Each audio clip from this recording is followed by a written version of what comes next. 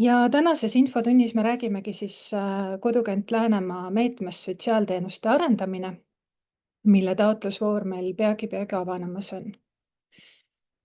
Esiteks, millest me siis täna räägime hästi põgusalt, räägime sissejuhatusest, väga lühidalt meie strateegiast, mille raames me seda toetusmeedet korraldame või toetusi välja anname. Siis juba täpsemalt selle meetme tingimustest, millised on meetme eesmärgid, milliseid tegevusi me toetame. Räägime ka taotlusprotsessist, sellest, kuidas toimub taotluste menetlemine ja millega siis peab arvestama projektide elluviimisel. Ja kokku võiks meil minna maksimaalselt tund aega, nii et püsime tempos. Kodukant Läänemaa strateegia, mille raames seda toetust anname, ongi siis aastateks 2023, 2027 ja see on esimene nii-öelda rahastusperiood, kus meil on kasutada Euroopa Sotsiaalfondi rahasid, mille raames selle meetme toetused tulevad. Nii et ma arvan, et paljud teavad Kodukant Läänemaad eelkõige liidertoetuste jagajana. Ja ma paningi siia ka siis meie selle perioodi eelarve piruka, et sealt on näha, et sotsiaaltoetuste või sotsiaalfondi meede on meil kõige väiksem ja me annamegi siis toetust nii-öelda miniprojektide raames, mis tähendab seda, et tegelikult toetuse saajaks on Kodukant Läänemaa ja kogu aruandlus, kogu suhtlus Riigi Tugiteenuste Keskusega selle viib läbi Kodukant Läänemaa, nii et taotlejate jaoks peaks olema see meede või me oleme proovinud selle meetme teha võimalikult lihtsaks. RTK ja Sotsiaalministeeriumi poolt meile ette antud nii-öelda 2 tingimust või 2 eesmärki, millele siis need kõik tegevused peavad vastama või millega nad peavad olema seotud, ongi siis pikaajalise hoolduskoormuse leevendamine või inimväärikuse tagamine ja sotsiaalse kaasatuse suurendamine. Et need on need 2 eesmärki, mille me võtsime aluseks, kui me hakkasime enda piirkondlikult strateegiat välja töötama ja seda meedet välja töötama. Ja nüüd ma jõuangi siis konkreetselt meie piirkonna sotsiaalteenuste arendamise meetme tutvustamiseni.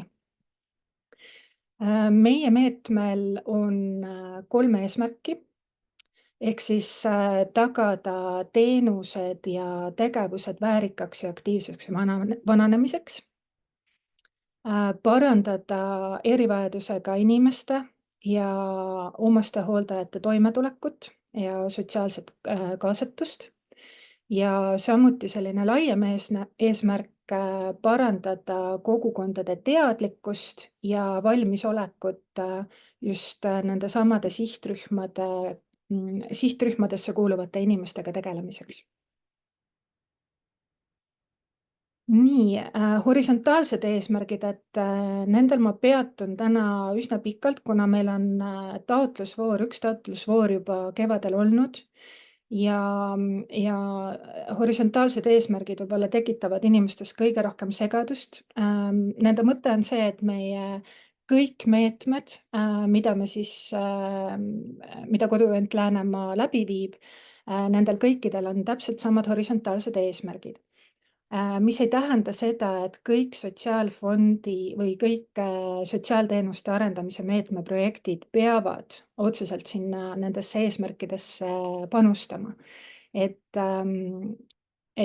sellest ma hiljem räägin ka, et kunstlikult ei ole mõistlik neid eesmärke sinna linnutada, kui te taotlete.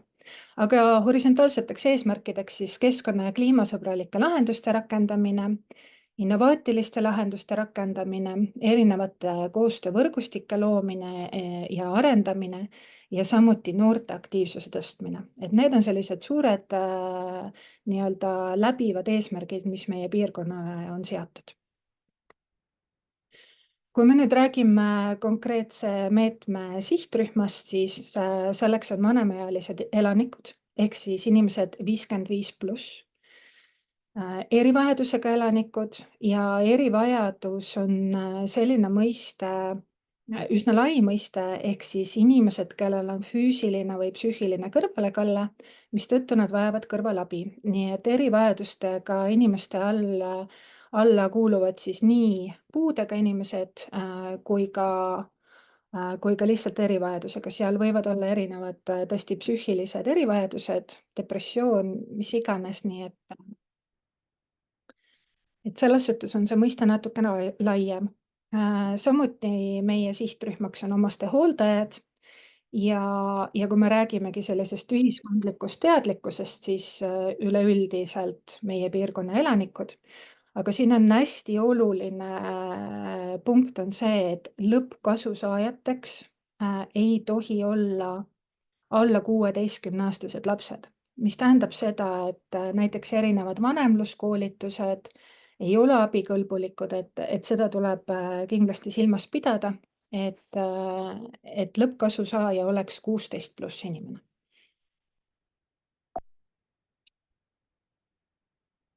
Toetatavad tegevusvaldkonnad, see on siis justkui täpsustus nendele eesmärkidele, ehk siis toetame vanemaealistele inimestele paremat ligipääsu erinevatele teenustele ja aktiveerivatele tegevustele. Toetame vabatahtlikkuse ja sotsiaalse ettevõtluse soodustamist, puuetega ja erivajadusega inimeste iseseisvat toimetulekut, samamoodi omastehooldajate, puudega ja erivajadusega inimeste lähedaste toetamine on abikõlbulik. Tuge vajavate sihtrühmade olemasolu teadvustamine, kogukondade valmisoleku tõstmine ja samuti erinevate tugigruppide ja katusorganisatsioonide tegevuse arendamine, mis siis tegelevadki just konkreetselt nende sihtrühmadega. Ja mida me ei saa toetada, on kõik tegevused, mis on siis riigi ja KOV-i ülesanded. Meie lehel on olemas ka nimekiri nendest tegevustest ja siin on ka erisused, kui nad nüüd loovad sellele kohustuslikule teenusele mingisugust lisandväärtust, mingisugust uuenduslikkust, sellisel juhul võib siis ellu viia ka justkui KOV-i ja riigi ülesannete nii-öelda parendusi. Kui me räägime kuludest, siis tegelikult on kulude nimekiri üsna lai samamoodi. Erinevad ürituse korraldamisega seotud kulud, uuringud, eksperthinnangud, samamoodi kui töötatakse välja mingisuguseid uusi lahendusi, piloteeritakse neid, on võimalik toetada valdkonna spetsialistide kaasamist, erinevate teabematerjalide koostamist. Samuti on võimalik saada toetust tegevusele, et kui ise ei korralda otseselt üritust või sündmust, vaid osaletakse siis mingil teise organisatsiooni poolt korraldatud sündmusel.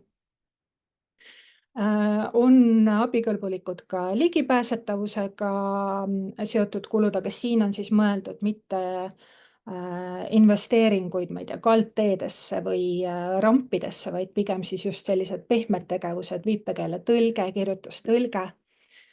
Toetame projektijuhi töötasu.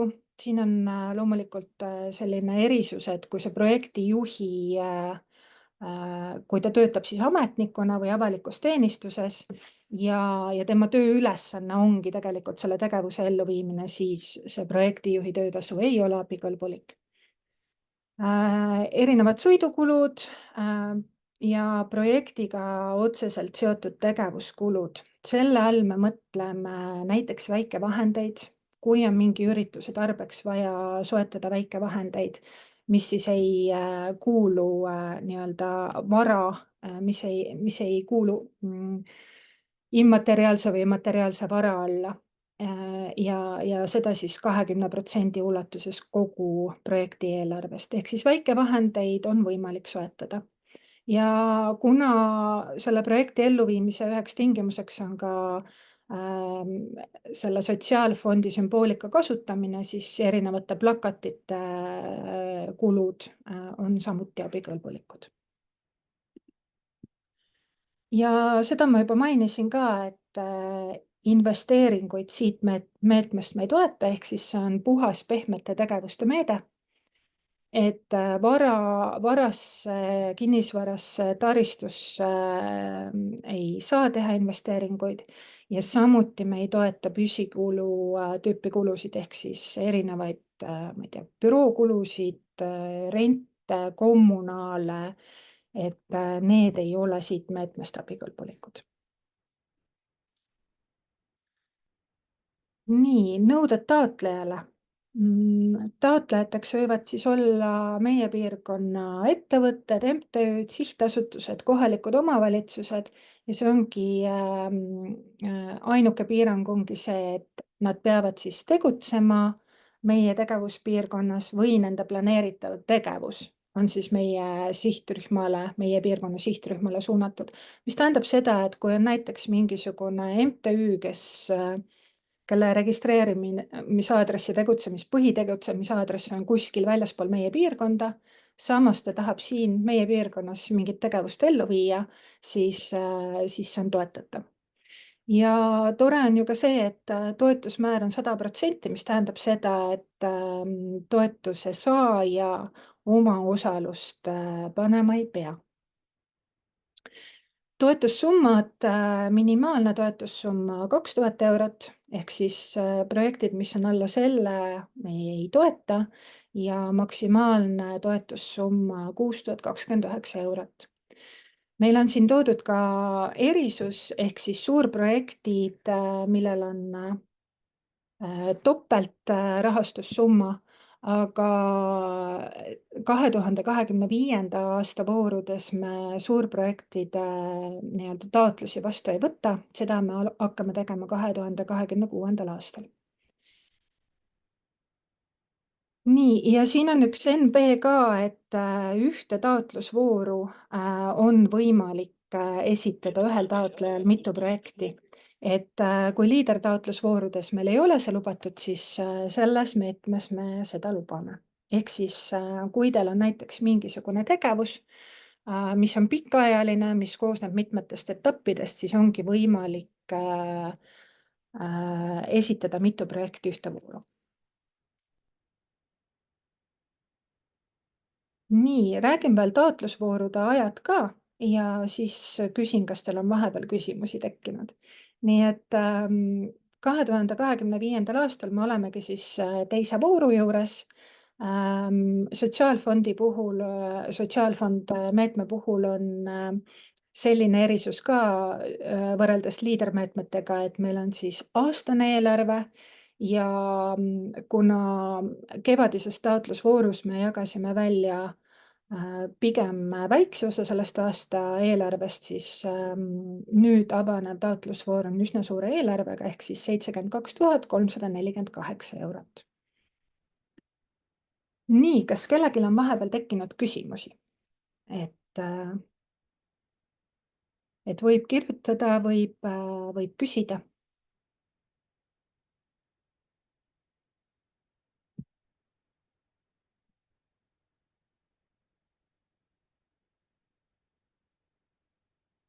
Nii, tundub, et ei ole.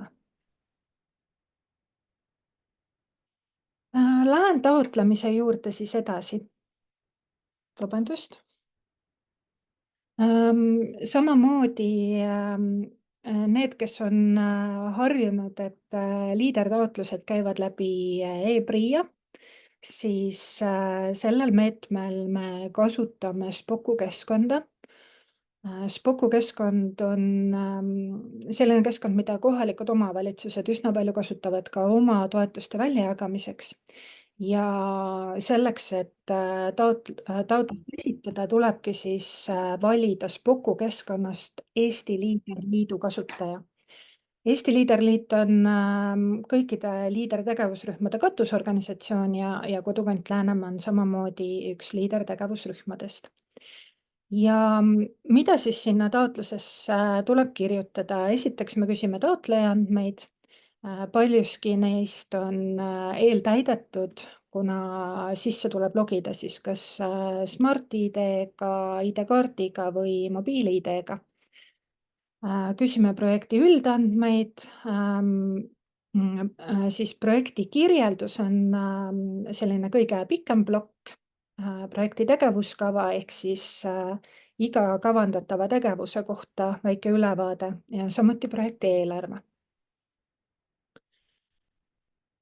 Ja, ja selleks, et anda natukene vihjeid selle kohta, et milline siis võiks see olla see sisu, mida te sinna täidate, me oleme välja mõelnud sellise täiesti hüpoteetilise projekti näite, ehk siis kõik, mis on siin sellises tumasinises kirjas, on projekti näide, see ei ole reaalne projekt, seda projekti meile pole esitatud, et see on, ma loodan, et Mardna piirkonna inimesed aktsepteerivad seda ja projekti üldandmed ongi siis, me küsime projekti nime. Projekti nimi võiks natukene ikkagi anda ka edasi selle nii-öelda projekti sisu. Me küsime projekti tegevuspiirkonda. Kui ta on siis piirkondlik, võiks panna siis selle konkreetse piirkonna, kui ta on kogu meie tegevuspiirkonda hõlmav, siis te võitegi öelda, et see on tegevuspiirkond või kogu tegevuspiirkond.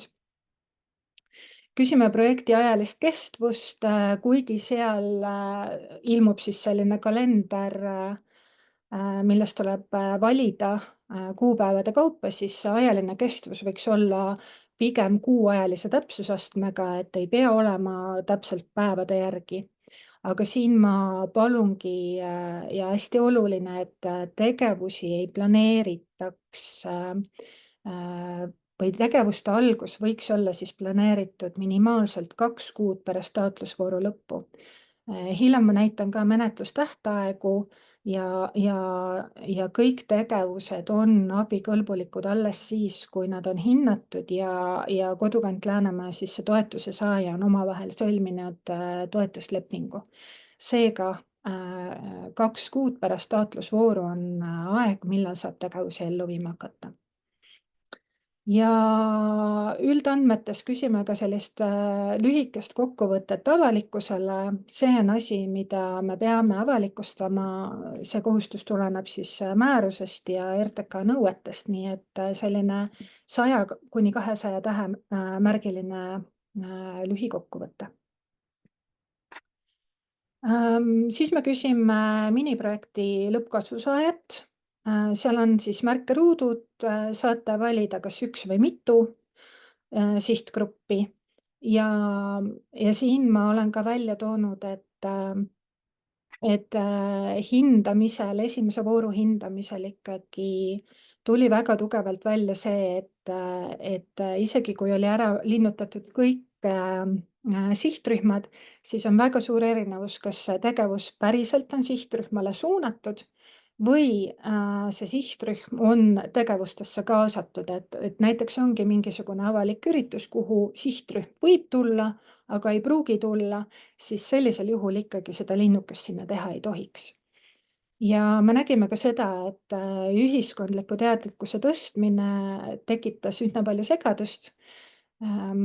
Kindlasti ei ole teadlikkuse tõstmine näiteks see, kui et me saame näha, mida see sihtgrupp on teinud. Näiteks ongi vanemaealiste mingisugune näitus, tööde näitus, et see on justkui ühiskondliku teadlikkuse tõstmine, et tegelikult sellisel juhul ei tohiks ka seda linnukest sinna panna. Olemasoleva olukorra kirjelduses me tahaksimegi näha seda, et te kirjeldaksite ära seda probleemi, mida selle projektiga lahendama hakatakse. Tõin ka siia näite, siin on võib-olla natukene statistikat, võiks olla siis seda kohapealsete tingimuste kirjeldust, mida parendama hakatakse. Ja panin jälle NB-na, et probleemi kirjeldus võiks olla ikkagi selle konkreetse piirkonna või sihtgrupi kohta. et mitte eestiline üldine statistika, vaid ikkagi, et me saaksime aru, et selles piirkonnas, sellel sihtgrupil on päriselt probleem, mida tuleb lahendama hakata.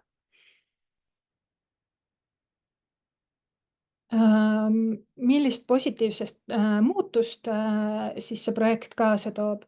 Et ma tõin siia ka sellised, ütleme niimoodi, et sellised võtmemärksõnad, mis kindlasti Sotsiaalministeeriumile ja RTK-le meeldivad, et seda saab siin siis kasutada natukene nii-öelda inspiratsioonina, aga tõesti tuua välja siis see, et mis siis muutub pärast selle projekti elluviimist. Siin me tahame, et te märgiksite ära ikkagi, et millise eesmärgiga see projekt on seotud. Samamoodi võib olla mitu linnukest, võib olla ainult üks linnukene.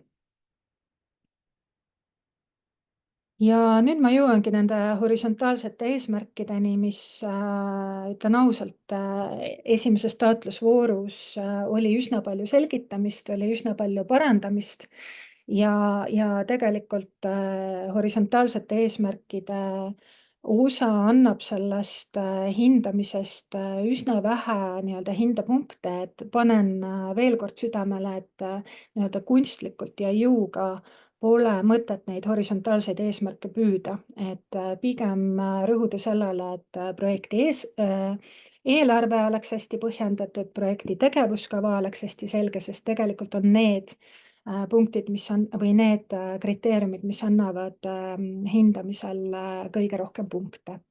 Aga selgitan siis ka, et mida me näeme keskkonna- ja kliimasõbralike nii-öelda projektide näol. Erinevad koolitused näiteks teemadel, kuidas siis ikkagi keskkonnasõbralik olla, milliseid transpordiliike kasutada, kuidas vähendada jäätmeid. Sõidu jagamise propageerimine on selline, olenevalt projektist, ta võib olla keskkonnasäästlik, aga ei pruugi. Ja punasena oleme pannud siis sellised näited, et tõesti korduvkasutatavate nõude kasutamine või prügi sorteerimine on tänasel hetkel ikkagi ühiskonnas norm, mitte midagi erilist, et neid me ei saa käsitleda keskkonna- ja kliimasõbralikuna.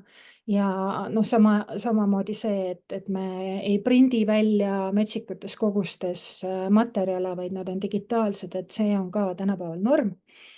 Nii et need on need näited, mille puhul siis tõesti seda linnukest panema ei peaks.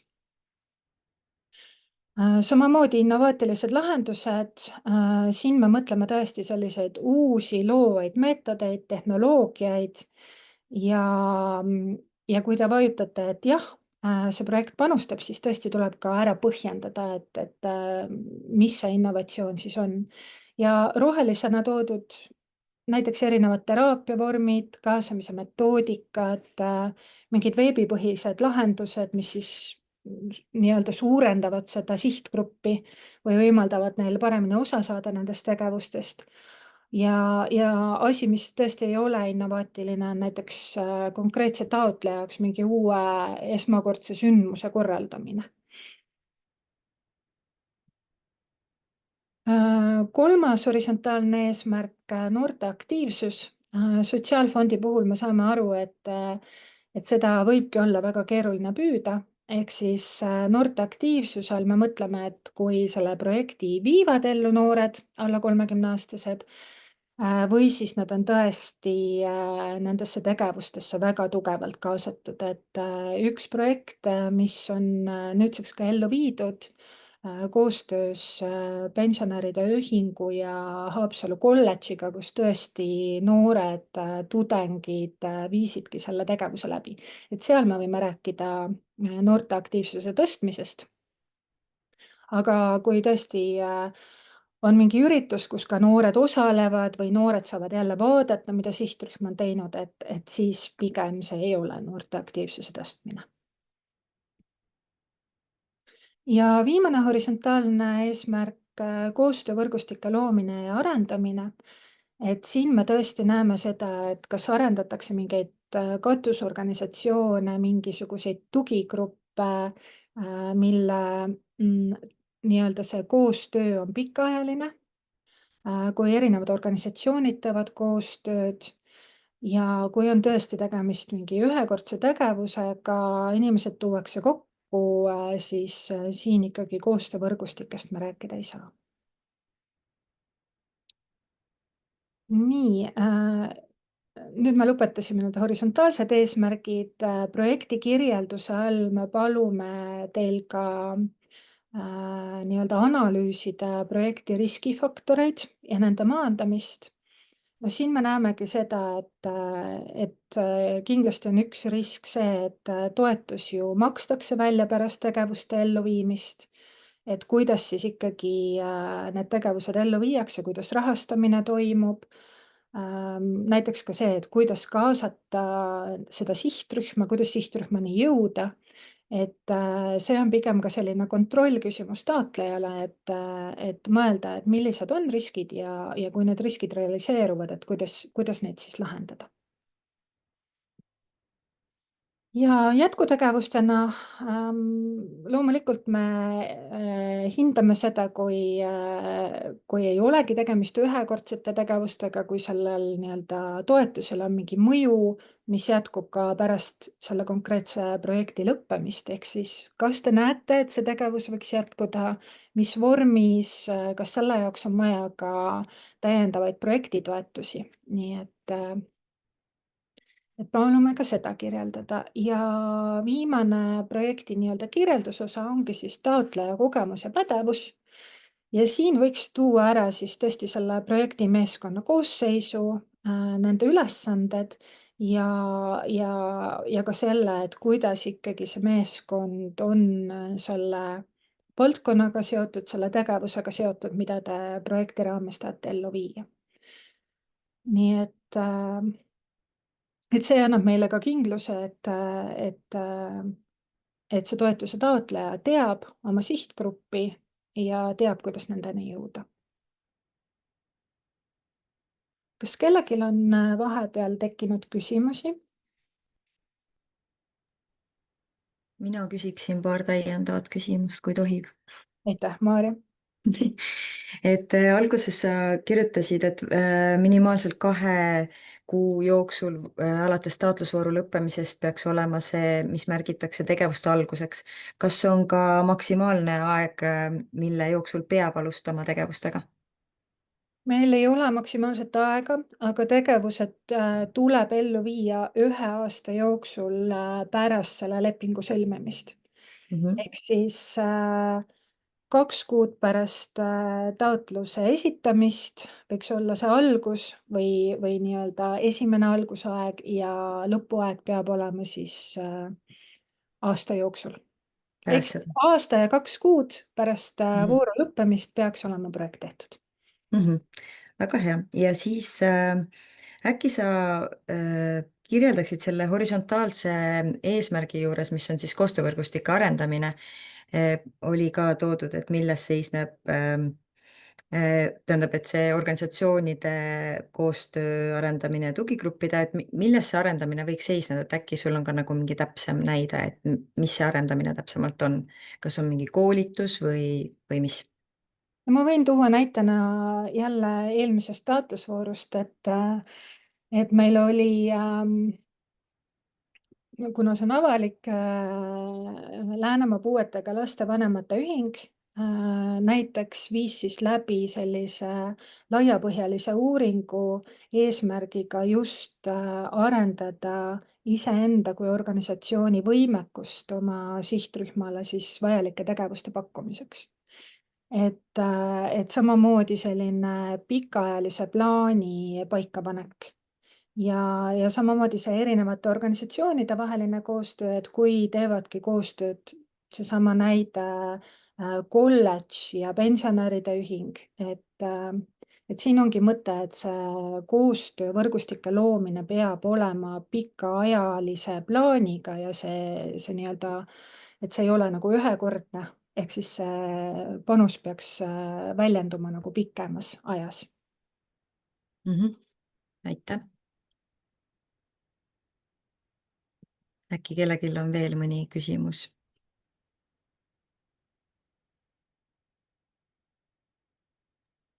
täpsustaksin, kas on mingid konkreetsed hindamiskriteeriumid ka, millest te lähtute? ja me tegelikult jõuame sinna, kui ma räägin ära tegevuskava, siis me hakkamegi rääkima hindamisest, et ma teeksin selle nii-öelda selle ploki lõpuni ja siis jõuamegi hindamiseni ja see on ka üks soovitus, et kui te oma projekti kirjutate ja need hindamiskriteeriumid on meie kodulehel ilusti olemas, et siis üsna nutikas viis on vaadata ka seda, et mida hinnatakse, kui palju sealt punkte saab ja proovida siis oma see taotlus ka sellele vastavalt nii-öelda see fookus seada. Et sealt saab päris palju mõtteid ja nippe, et mida siis ikkagi kirjutada sinna. Aga projekti tegevuskava Spokus tuleb teile siis selline vorm ja ma siinkohal, kuna jälle eelmise taotlusvooru kogemus näitas seda, et natukene tegevuste nii-öelda, tegevusi pandi võib-olla liiga detailselt, mis tähendab seda, et kui iga üritus peaks olema näiteks eraldi tegevus. Siin ongi toodud see näide, et ühe tegevusena on toodud treeningud ja ühe tegevusena on toodud projekti juhtimine. Sellepärast, et tegevuskava on otseselt seotud eelarvetabeliga, ehk siis kõik tegevused, mida te siia märgite, need lähevad ka eelarvetabelisse nii-öelda kulude poole peale. Nii et Spock on jah niimoodi üles ehitatud, nii et siia võiks panna jah konkreetsed tegevused, millega on seotud konkreetsed kulud ja siis me küsimegi tegevuse algust, tegevuse lõppu, samamoodi võite panna kuu täpsusega ja küsime ka osalejate arvu. Ja siin jälle punasena toodud, et osalejatena me käsitleme ainult lõppkasusaajaid, ehk siis projekti juhtimisel ei ole osalejaid, kuigi teie tiim võib olla seal, ma ei tea, 10-liikmeline, siis meie jaoks on oluline seirata või kokku lugeda siis lõppkasusaajad. Ehk siis ainult need, kes on siis sihtrühmas. Ja nüüd ma hüppangi projekti eelarve juurde, nagu te näete, siis tekibki põhimõtteliselt need tegevused ilmuvad siis siia eelarvetabelisse ja, ja tulekski panna siis tegevusega seotud kõikvõimalikud kuluread, et te valite jälle selle ujumis- ja vesiääraubika treeningud, toote transpordi kuluna, valite jälle selle treeningud, panete ujula sissepääsu ja nii edasi ja nii edasi. Ja ütlen ausalt, mida täpsemalt, mida selgemalt see projekti eelarve on kirjeldatud, näiteks ka siin kulunimetuse juures võiks panna selgitusi, et noh, kui palju inimesi ikkagi on selle kuluga seotud, siis seda selgem on hindajatel ka ja seda rohkem tegelikult selle nii-öelda eelarve selgusest punkte saate. Ja hinnapakkumused tuleb siis lisada, ehk siis me küsime hinnapakkumisi kulude kohta, mille käibemaksuta maksumus on üle 1000 euro. Et kohustust ei ole väiksemate kulude puhul hinnapakkumisi panna, keelata me ei saa ja mingil juhul see võib olla isegi mõistlik. Aga kõik kulud üle 1000 euro peavad, sealjuures peab olema siis nii-öelda hinnapakkumine või mingisugune muu väljavõte. Me aktsepteerime ka näiteks kodulehelt väljavõtteid, mis põhjendab siis selle kulu suuruse. Ja siin me oleme toonud ka, et kui hinnapakkumine on ikkagi teile personaalselt tehtud, siis tuleks jälgida kõiki neid hinnapakkumise nõudeid. Kui see on väljavõte, siis sealt peaks siis ikkagi tulema vähemalt see hinnapakkuja nimi ja töö ja teenuse siis kirjeldus ja maksumus. Nii, kas selle kohta on või siis hakkame menetluse juurde minema, et siin oligi need kriteeriumite küsimus.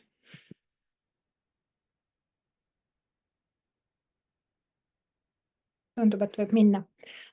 Panime siia ka siis selle nii-öelda ajatelje, kui meil eelmine taotlusvoor oli 5 tööpäeva, siis me tegime kevadel ka taotlejate seas tagasiside küsitluse ja ettepanek oli pikendada, seega meie nii-öelda tuletaotlusvoor on 10 tööpäeva. Ja siin ma olen ka punasena toodud, et 2 kuud taotlusvooru lõpust peaks arvestama, et läheb aega otsuse saamiseni. Hindamiskriteeriumid. Siin siis ongi toodud ära nende pirukate kaupa. Hakkame siit poolt minema, projekti vajalikkus, ehk siis need on need esimesed küsimused, olemasoleva olukorra kirjeldus ja mis siis muutub, kui see tegevus on ellu viidud. 20% siis selle strateegia meetme eesmärkidega sidususe eest.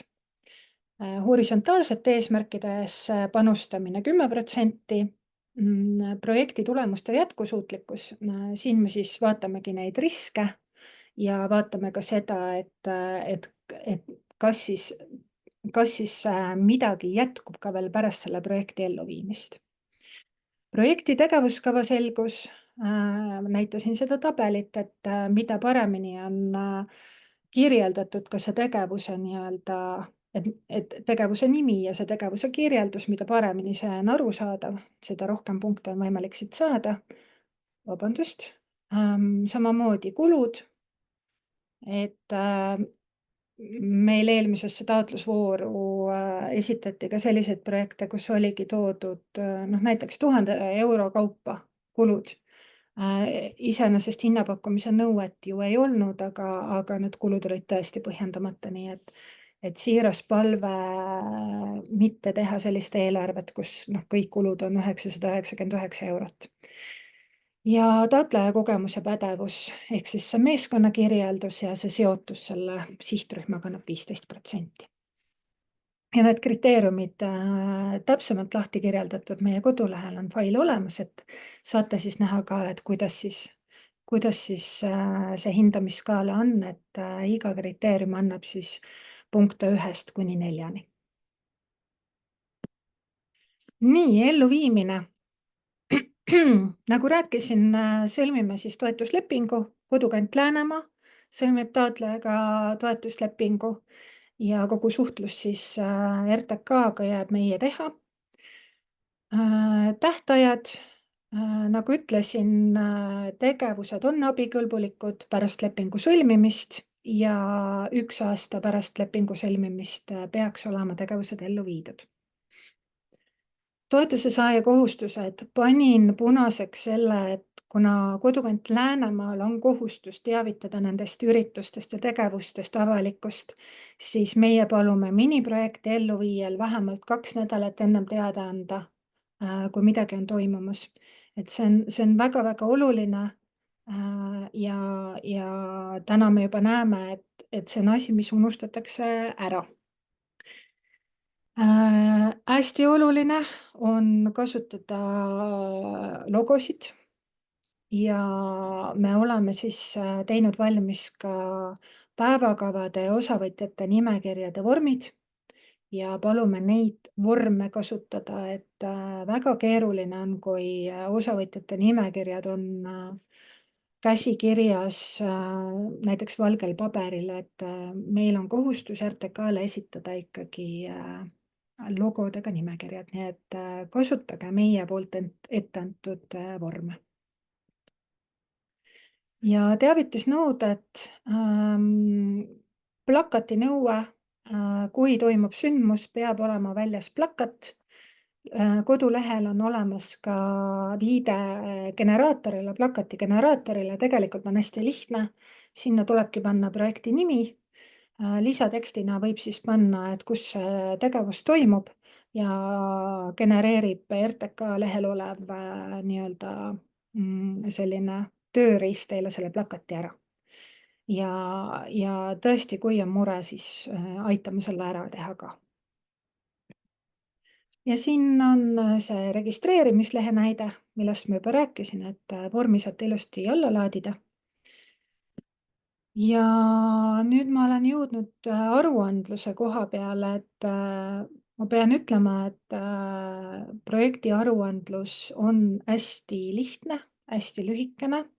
Ehk siis me tahame teilt teada kokkuvõtvalt, milliseid tulemusi te saavutasite, millist positiivset muutust see projekt tõi. Me tahame, et te kinnitaksite, et projekti tegevused, mida te lubasite, on siis ellu viidud. Kui nüüd on osaliselt ellu viidud, siis meil on õigus ka see toetus osaliselt välja maksta. Aga palve on ikkagi see, et tegevused täies mahus ellu viia.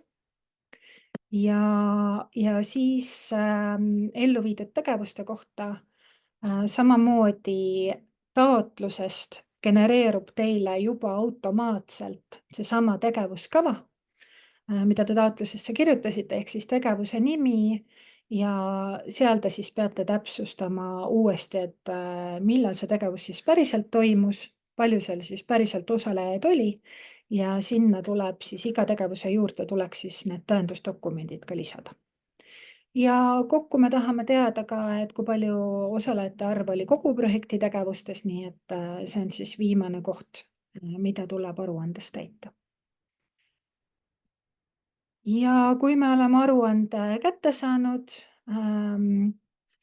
üle vaadanud, me vaatame seda siis 20 tööpäeva jooksul, aga üritame teha seda oluliselt kiiremini, siis toetuse väljamaksmine toimub sellesama taotluses esitatud eelarve alusel, mis tähendab seda, et me ei küsi aruande juurde arveid, me ei küsi aruande juurde maksekorraldusi, te peate tõendama, et need tegevused on ellu viidud. Nii et see on ka põhjus, miks me väga-väga palume, et need registreerimislehed oleksid korrektsed, et päevakavad oleksid korrektsed, et oleks eelteavitused. Et see on see, mille alusel me otsustame, et tegevused on ellu viidud, mitte kuludokumentide järgi. Ja siin on selline nii-öelda pane tähele, et meil kõigil läheks hästi, et toetus saaks ikkagi välja makstud. Kui me siis oleme teie aruande kätte saanud, palun vastake ette antud aja jooksul. Me anname kõigepealt 5 päeva aega, kas siis vastata selgitustele ja mingeid lisadokumente esitada.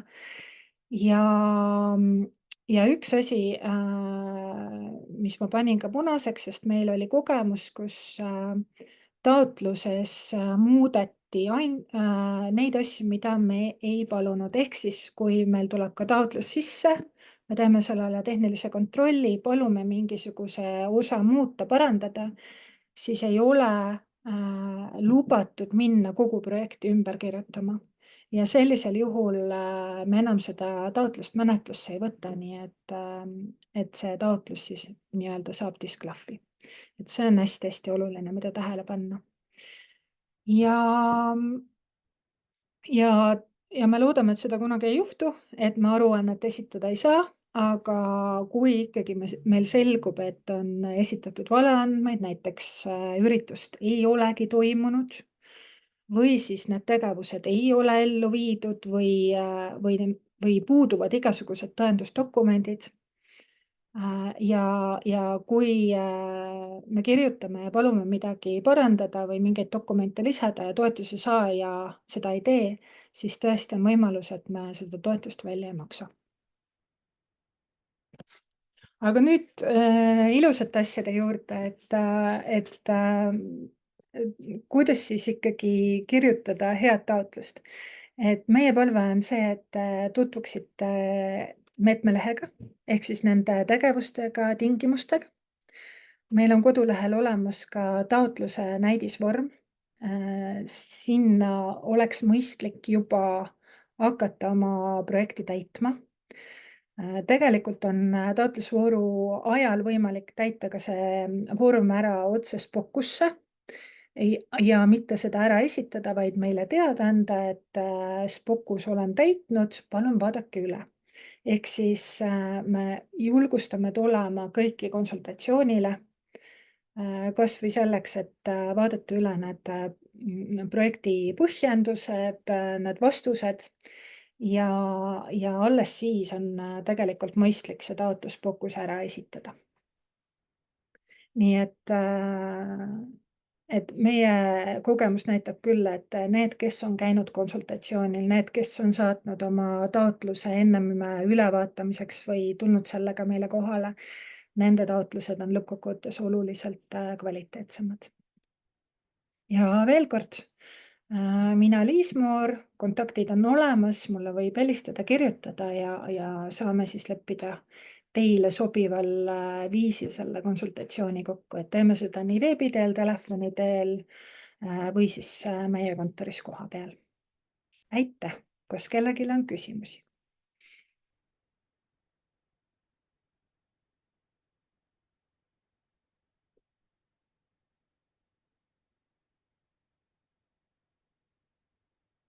Ma võib-olla küsiks seda, et kas lisaks nendele meetmetingimustele on veel mingisugused arengukavad, millele toetudes selle konkreetse teema olulisust põhjendada või teid huvitab ikkagi pigem see praktiline pool, et mis saab tehtud, kuidas saab tehtud või peaks tohutult ikkagi panustama ka sellele vajaduse põhjendusele ja näitama näpuga ära, et see strateegiadokument ja teine strateegiadokument nüüd ütleb, et seda tuleb teha ja selle järele on vajadus, et kas oma tähelepanu koondada siis nagu asja detailsele planeerimisele või õigustamisele, et hindaja saaks aru, et jah, see on oluline tegevus? Pigem ikkagi detailne planeerimine, et selline nagu suurte strateegilistes dokumentides mingisuguse põhjenduse otsimine, leidmine ei ole kindlasti vajalik. Et kui pigem meie kogemus on see, et kirjeldataksegi seda oma piirkondlikku sihtgruppi või siis, kui on tegemist mingisuguse ühinguga, siis oma ühingu liikmete vajadusi. Aga sellist, et minnagi siis nagu riiklike arengukavade juurde, sellel ei ole mõtet ja see tegelikult ei aita ka põhjendada tegelikult sellise väikese miniprojekti vajadust. Meil on see üks projekt, mis tõesti rääkis nendest puuetega ja erivajadustega laste lähedastest, et seal oli toodud ka sellist üleüldist statistikat, et põhjendada, millist abi nad vajavad. Aga ma arvan, et üldjuhul on jah, selline pigem nagu, et oma piirkonna põhine, oma vajaduse põhine. Ja et tõesti, et see tegevuskava oleks arusaadav, mida te hakkate tegema ja need kulud oleksid arusaadavad, et te ise ka saaksite aru, mis on plaanis selle rahaga teha. Ma ei tea, kas oli piisav vastus. jah, selge pilt, et ikka selline talupojatarkus, mitte kuskilt otsitud argumentatsioon. Väga tore, aitäh. Ja ma siinkohal ütlengi, et eks meie lauale hakkavad jõudma ka tehisaru poolt kirjutatud projektid, et selline hästi lai ümmargune mulje, et seda on väga hästi aru saada. Nii et mida paremini jah, tõesti te tunnete seda sihtgruppi, kellele need tegevused on mõeldud ja seda kirjeldate, seda parem tegelikult on.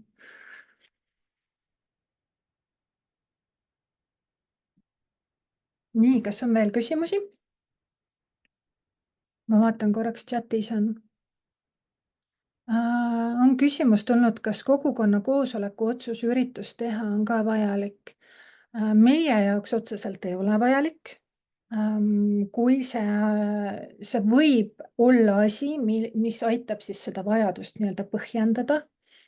Et kui te kirjeldategi seda vajaduse nii-öelda või probleemi püstituse juures, tootegi välja, et meil on mingi külaselts, kes on oma üldkoosolekul otsustanud, et see on meie jaoks väga oluline asi, millega me peame tegelema, siis loomulikult see aitab paremini põhjendada, aga mingit otsust sinna juurde panna kindlasti pole vaja.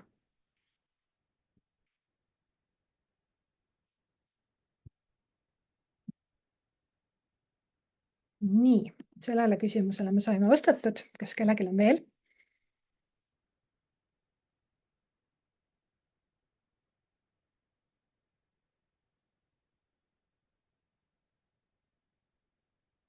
nii, aga tundub, et praegu on eetris vaikus. Mina tänan ja innustan kõiki, mida varem küsida, mida varem tulla konsultatsioonile, seda parem. Et päris viimasel päeval, taotlusvooru viimasel päeval me ei pruugi jõuda teid kõiki aidata, nii et praegu on täpselt õige hetk hakata mõtlema, kirjutama ja tulla meie käest nõu küsima. Aga aitäh teile kõigile ja kohtumiseni! Jah.